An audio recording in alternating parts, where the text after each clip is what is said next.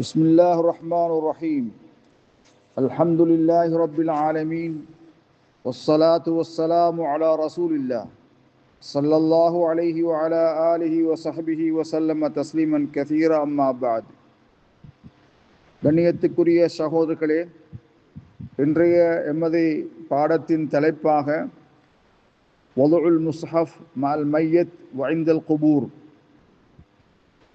மையத்துடன் குர்ஆனை வைப்பது அல்லது கபரிடத்திலே குர்ஆனை வைப்பது சம்பந்தமாக மார்க்கம் என்ன கூறுகிறது, ஃபத்வாவுடைய உலமாக்கள் கொடுத்த ஃபத்வா என்ன என்பது சம்பந்தமாக.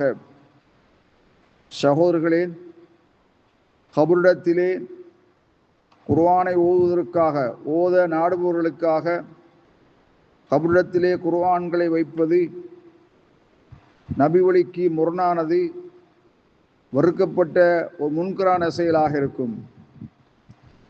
ஏனென்றால் லம் யஃஅல்ஹா அஹது மின ஸலஃப், ஸலஃபுகளினின்றும் ஒருவருமே அந்த செயலை செய்யவில்லை. முன்னோர்களான சஹாபாக்கள், தாபியீங்கள், தபஅ தாபியீங்கள், ஐம்மாக்கள் யாருமே அதை செய்யவில்லை. அந்த செய்தி இத்திஹாதுல் மசாஜிதுல் குபூர், கபர்கள் மீது பள்ளிகளை எடுத்துக்கொள்கின்ற கருத்திலே அது நுழைகிறது, சம்பந்தப்படுகிறது. நபிகளார் மூலமாக தடை செய்யப்பட்ட செய்தி நிறைய சுனன்களிலே வந்திருக்கிறது, நபி வழியிலே வந்திருக்கிறது. நாமெல்லாம் அறிந்திருக்கின்ற உண்மை, அன்னல் மசாஜித புனியத் லிஸ்ஸலா, பள்ளி வாயில் எதற்காக கட்டப்பட்டிருக்கிறது? தொழுவதற்காக, இறைவனை நினைவு கூறுவதற்காக, வக்ராத்துல் குர்ஆன், குர்ஆன் ஓதுவதற்காக கட்டப்பட்டிருக்கிறது. இதன் சிலதை செய்வதற்காக யாராவது கபரை எடுத்துக்கொண்டால் தடை செய்யப்பட்டதிலே அவன் நுழைந்து கொள்வான். கண்ணியத்துக்குரிய சகோதரர்களே, கைஃப இதா ஜுஇலத்தில் மஸாஹிஃபு பிஹைத் லா யக்ரவு ஃபீஹா வலா யன்தஃபியு பிஹா லா ஹய் வலா மையத்துன், குர்ஆன் ஓதப்படாத வகையில், உயிர் உள்ளவரோ அல்லது மரணித்தவரோ பயனடையாத வகையில் வைக்கப்படுவது நிச்சயமாக அது தடை செய்யப்பட்டது என்பதிலே எந்தவிதமான கருத்து முரண்பாடும் இல்லை. குர்ஆனை வைப்பதன் மூலம் மன்னரையிலே வாழுகின்ற அந்த மையத் பிரயோசனம் அடைகிறது என்று இருந்திருக்குமேயானால் சலஃபுகள் அதை செய்திருப்பார்கள், முன்னோர்கள் செய்திருப்பார்கள். ஏனென்றால் அவர்கள்தான் அல்லாஹ் விரும்பக்கூடிய பற்றை மிக அறிந்தவர்கள். அப்படியான ஒன்றை செய்வதன்பால் விரைந்து செயல்படக்கூடியவர்கள். இதை பற்றி அல்-லஜ்னத்து தாயிமா லிஃப்தா, தீர்ப்பு வழங்குவதற்கு நிலையான குழு, சவுதி அரேபியாவிலே இருக்கின்ற குழு, அவர்கள் கூறுகின்றார்கள்,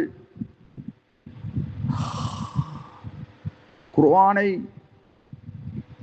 மையத்துடன் வைக்கப்படுவது ஜாயிஸாகாது. لغرض تثبيته عند السؤال من الملكين, இரு மலக்குகள் கேட்கின்ற கேள்வியிடத்திலே அதை உறுதி செய்வதற்காக, நிலைப்படுத்துவதற்காக வைக்கப்படுவது ஜாயிஸாகாது. வேறு எண்ணோக்கங்களுக்காகவும் வைப்பதும் ஜாயிஸாகாது. ஏனென்றால் உறுதிப்படுத்துதல், நிலைப்படுத்துதல் அல்லாஹ்வின் உள்ளதாக இருக்கும்.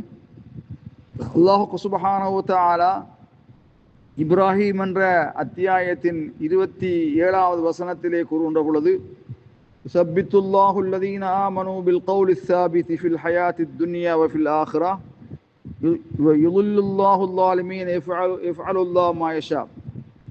அல்லாஹ் சுப்ஹானஹு வ தஆலா உறுதியான கொள்கையின் மூலம் துன்யாவுடைய வாழ்க்கையிலும் மறு உலகிலும் உறுதிப்படுத்துகிறான். மறு உலகம் என்று சொல்கின்ற பொழுது கபூரிலே உறுதிப்படுத்துகிறான். வழிகேட்டில்